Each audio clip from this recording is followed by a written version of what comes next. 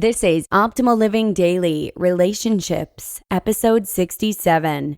Psychology finally reveals the answer to finding your soulmate by Luis R Valadez with Gottman.com.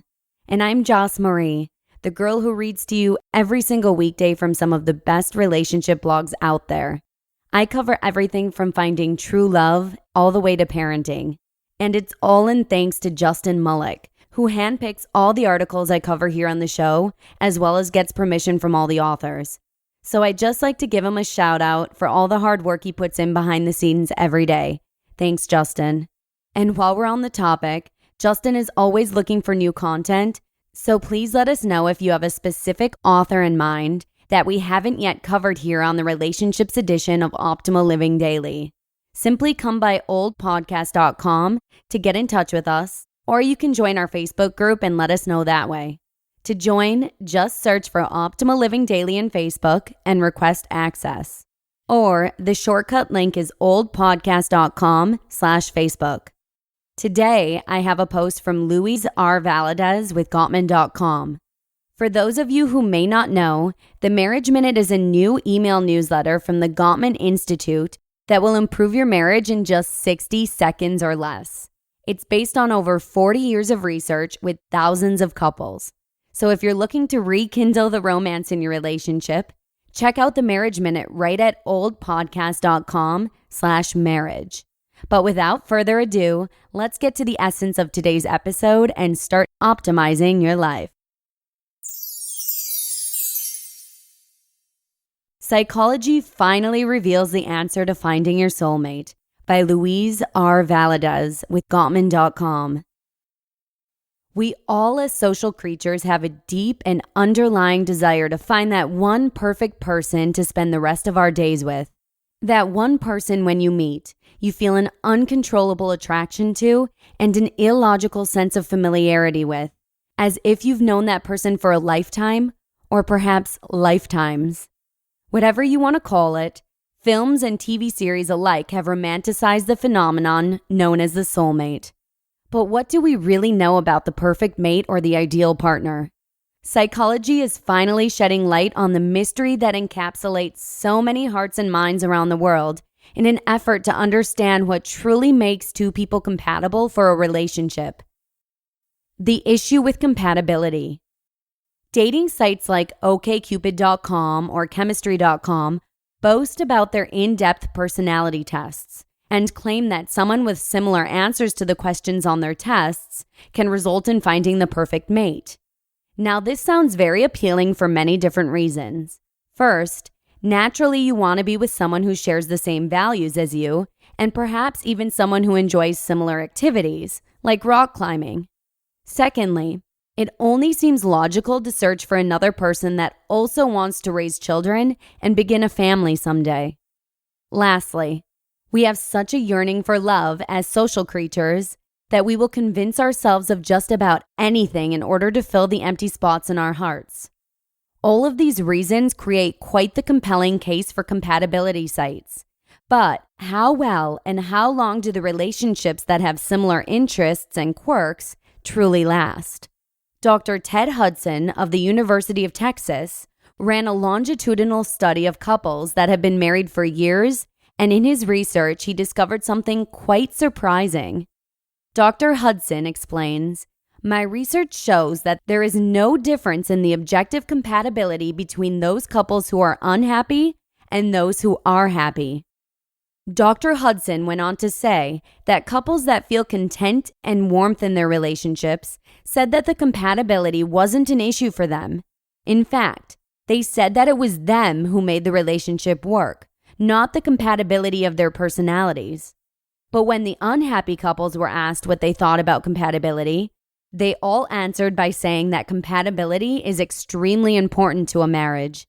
Sadly, they didn't think they were compatible with their significant other. Dr. Hudson explains that when the unhappy couples said, "We're incompatible," they were truly meaning, "We don't get along very well." That's where the issue arises with compatibility. Everyone who is unhappy naturally blames it on the facade of compatibility. They fail to realize and comprehend that a successful relationship does not hinge its posterity on how alike you are. Instead, it hangs on by the sheer willpower and want to stay in a relationship. This can be observed in arranged marriages, where they tend to last longer and tend to be happier in their relationships, according to international happiness surveys. Do these arranged marriages last longer because they don't have the option of divorce like we do in the United States? Of course not.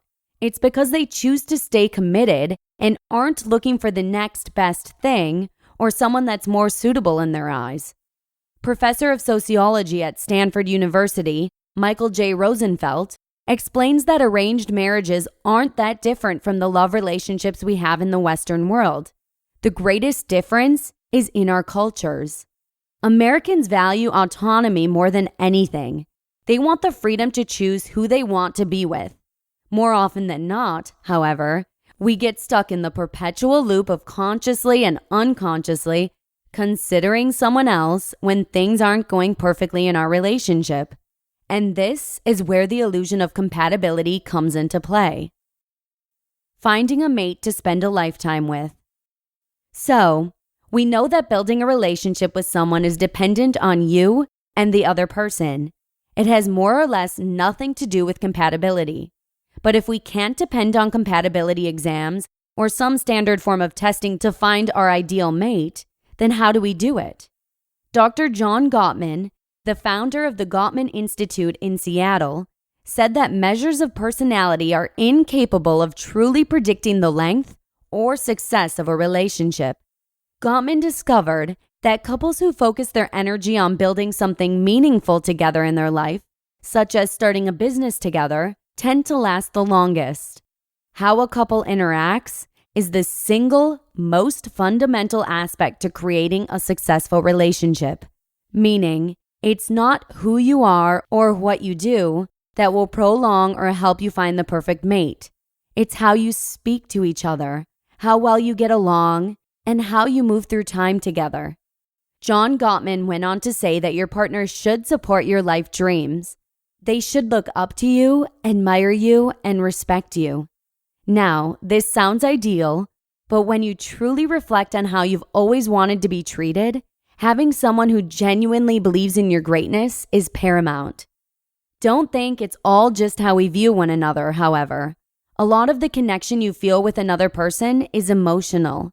Therefore, you must be capable of responding to each other when you need something. Or, as John Gottman said, does your partner turn toward you with equal enthusiasm? You need to ask questions and constantly update your knowledge of one another. Final thoughts on the soulmate. If you truly are looking for love and want to find that person you can spend the rest of your life with, remember that it is you who creates compatibility. There is no magic formula or perfect algorithm for making a fruitful relationship with another human being. Yes, you need to find the other person attractive, look up to them, and feel a strong sense of familiarity. But those are but a small slice of the pie that constitutes a healthy and lasting relationship. So, next time you spot someone who catches your attention and makes your pupils dilate with interest and enthusiasm, pay attention to whether or not they can see the dream you envision for your life. If they can share in your delight and can accept you for who you are today, not for who you can be tomorrow, then you have found your soulmate.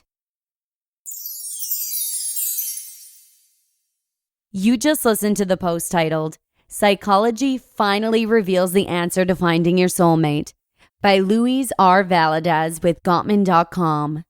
Luis is a guest author on Gottman.com who studies in the fields of neuroscience, historical arts, and quantum mechanics.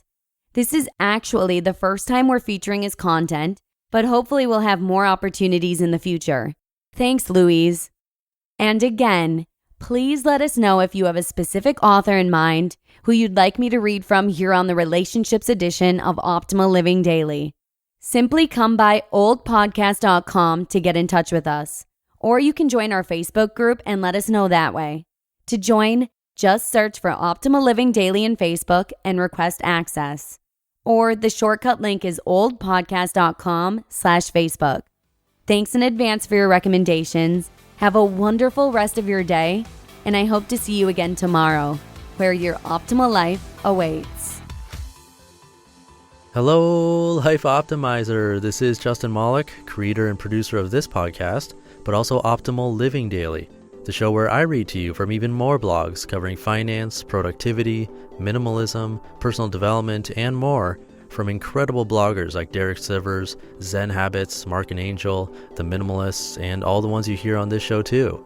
So if you enjoyed today's episode and like taking amazing blogs on the go, come on over to Optimal Living Daily and subscribe to that one too. And together, we'll start optimizing your life. You've been listening to Optimal Living Daily. Be sure to hit the subscribe button to stay up to date on each new episode and head to oldpodcast.com. That's OLDpodcast.com for a free gift as well as more actionable tips and resources to help you maximize your potential.